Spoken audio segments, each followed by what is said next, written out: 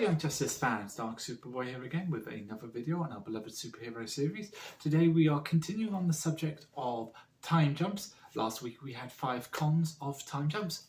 Today we're going to be having 5 pros of time jump. Let's begin. So, on to the topic of hand of 5 pros for time jumps. Again, as discussed in last week's episode, I'm estimating it to be a couple of years for this time jump, but as some of the commenters below have mentioned, Greg Wiseman and Brandon Vieri are a bit of trolls when it comes to consistency or where fans think the show's going and they completely flip around and go the other way. So who knows, it could be a few days, it could be a few months, but I'm still of the opinion they'll keep to it for a few years. But what are the pros of these events, or events that will happen in these few years? Well, number 5, politics. Yes, I know this sounds extremely boring in the grand scheme of things, just like politics is boring in almost every movie and TV show that isn't focused on it. But I would like to remind everyone that politics was a key factor of season 3 in the fact of it. The metahuman trafficking crisis was a geopolitical event. Also, a particular supervillain of ours was a key player in the role of politics. So it could be we might be seeing the beginnings of Lex Luthor's run for office, as he has gone and become president in past comic lines. So could he become president in these comic lines? Who knows? Number 4, Super Sons. Now, I'm not specifically focusing on Super Sons as in Damian Wayne and Jonathan Kent specifically, although yes, that is a popular comic series that I like watching and reading. I'm just also referring to all the next generation of the Justice League's kids as a whole, of them becoming adults or becoming kids, and obviously their interactions with each other and the world and the team. Whether or not that'll be a main feature will obviously be dependent on how much of a time jump is. I don't expect it to exceed 5 years, so Donnie and Dawn will probably be at least 4, which having nieces of my own knows that is still a very active age for them to go to cause enough trouble, let alone if they have super speed. So if all the other kids go up those extra 2 years, we could be seeing some interesting events with them. Number 3. Although I mentioned this as the number 1 con, I am still intrigued of seeing some new heroes in the mix over the course of those 2 years.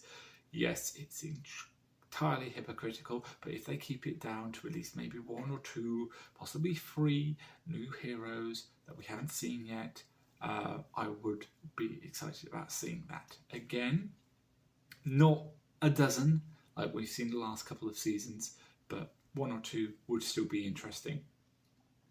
Number 2, Red Hood. Now, unless you were blind and deaf whilst watching Young Justice Outsiders, you would have noticed a certain particular Jason Todd made a brief cameo appearance in one particular episode when the team tangled with Ra's al Ghul. So we only heard him see a single sentence in that interaction. So if the next couple of years during the time jump, we might see him becoming fully cognitive in his abilities, and he as himself, and he breaks out of Ra's al Ghul's hold and becomes Red Hood and interacts with the team. Now, with most interactions with Red Hood when he escaped, Ra's al Ghul has never been good for those of the Bat family. If you've seen Batman and Red Hood, you know what I'm talking about.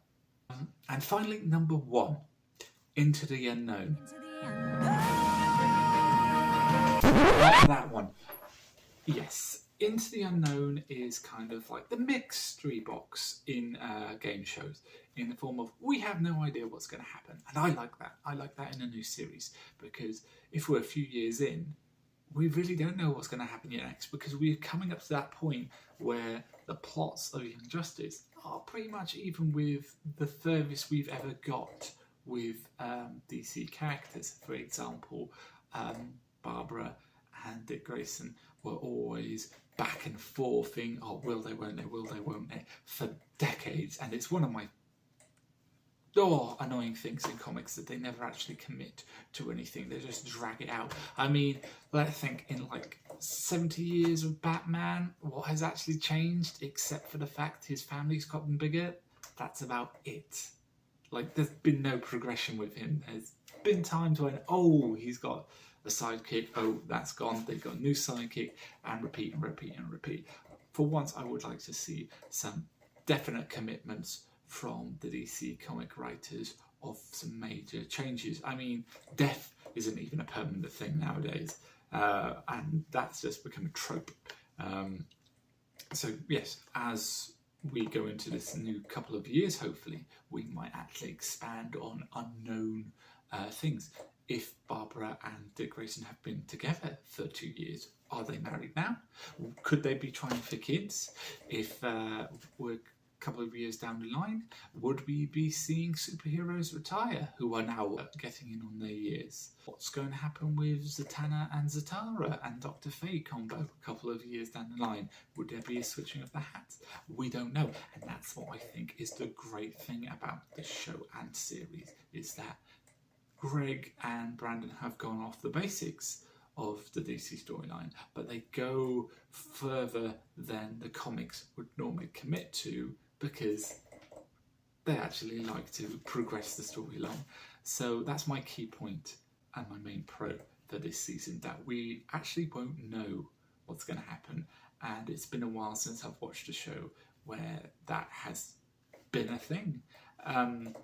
But yeah, those are my top 5 pros for a multi-year season jump. Let me know what you think in the comment section below. I've been Dark Superboy. This has been a video on Young Justice. Please like, comment and subscribe. And as always, let hope burn bright. Goodbye.